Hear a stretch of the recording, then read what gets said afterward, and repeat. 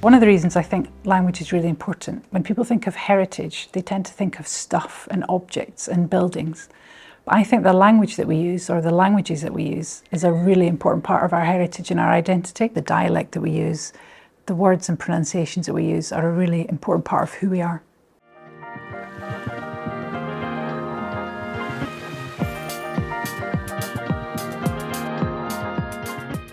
People's identity is very much linked to the way they speak and the words they use and how they express themselves.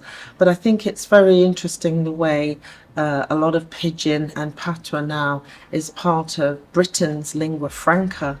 Everybody's using words from Pidgin and from Patois in the normal every day. It's gone very far and very wide, and that's been very much due to dance, music, culture and fashion.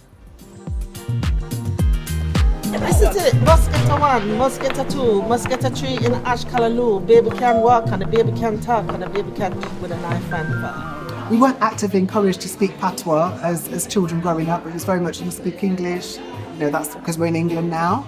So it's been nice actually immersing myself back into that creativity and that culture. And actually it's nice to have a green light and a bit of permission to actually speak in patois and try and write in patois, because I'm not a very good speller anyway, so I tend to spell phonetically. So it's right up my street to be able to write a poem in patois. So it was a bit of a struggle, you know, some English, but I did manage to write something, so I was really pleased. Yeah. When we think of varieties of English, we can think of varieties that you find in the UK. So you can think that people in Scotland sound different to people in England and Wales. But even within Scotland, there's a huge amount of variety as well. And then we also find global varieties of English all through the world. Now, they all have their own distinctive features that make them different from one another. And we also find in a country like England, you've got lots of people moving around. So you've got people coming into contact with different dialects and different languages, and that involves change as well.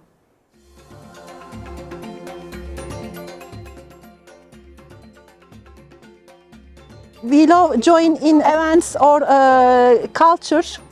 I sing in choirs, improving my language.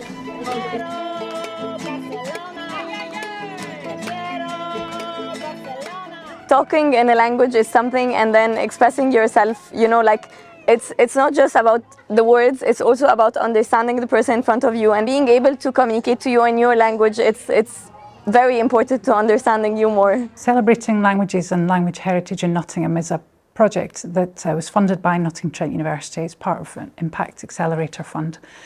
And a lot of the work I do is working with local communities. So academic research shouldn't just stay within a university. It's very important to work with local people about things that are important to them as well. And because language is often neglected, what we're trying to do in the project is make language part of sort of everyday practice for different cultural organisations and different community groups. The funding was to enable a cultural organisation to work with a community group to come up with a new idea of celebrating language heritage. A lot of groups are doing work that includes language, but they might not always think of it in that way. So it's really making people aware of the variety of things that you can do with language and how it can be incorporated into different events, into different programs, into different things that communities can really get involved with to learn more about each other.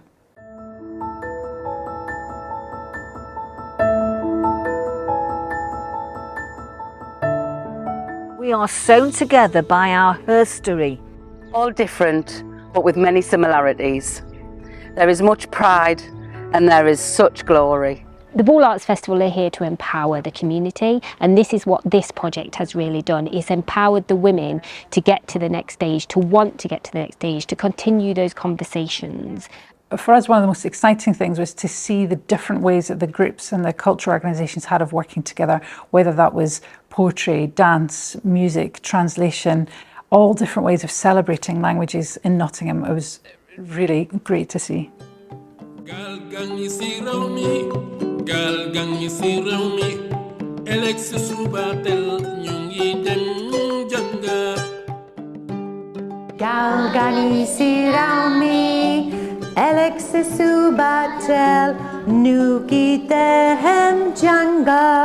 This This kind of project helps us to embrace diversity and a wide range of languages in school, because we have a lot of children from West Africa, and when they can see themselves in our curriculum, it just enables them to learn more, know more.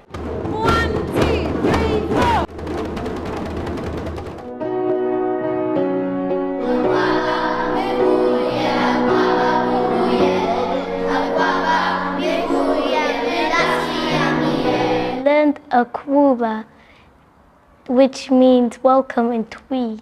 In English and in history, it's easier for us to address diversity and bring those things in. In music, you haven't always got the confidence to try and teach children a song in another language if you don't speak it. So it's just been great to have those authentic speakers come in and give the children those experiences.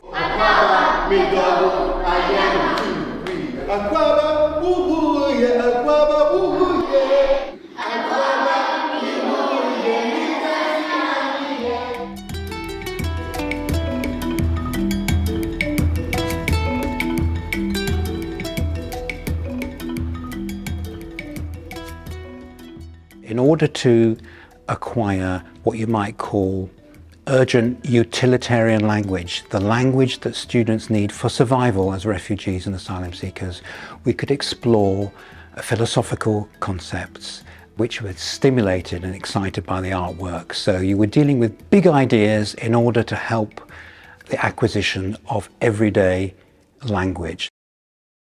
I think one of the most important things of this project was really getting people working together and maybe trying things that they hadn't done before. And to me, that's one of the most important things of the project, and seeing how people can move forward in the future, looking at what other people have done and thinking, oh, that would work for our group, or that's something we would like to try.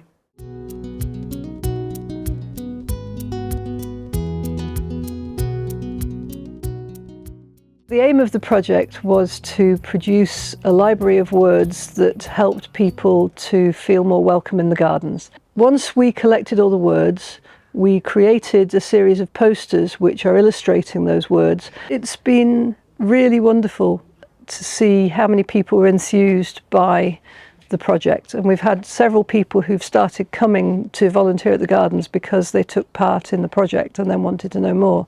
So that's been wonderful. We're hoping that by working together, people will have thought of maybe new ways of working and found new people to work with. We'd like that to continue.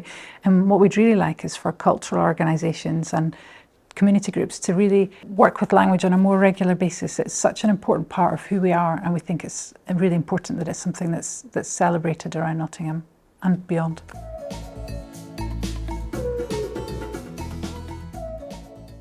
Every day, every day, every day. In the city.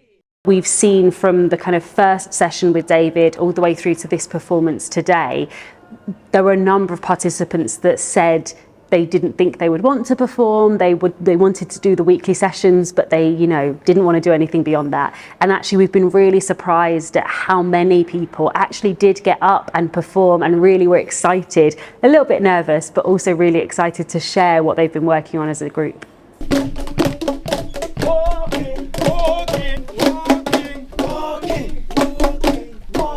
We really wanted these projects to act as a kind of showcase and see these are the different things you could do to try and inspire different groups to celebrate linguistic diversity and to think how they could incorporate it into their own working practices going ahead.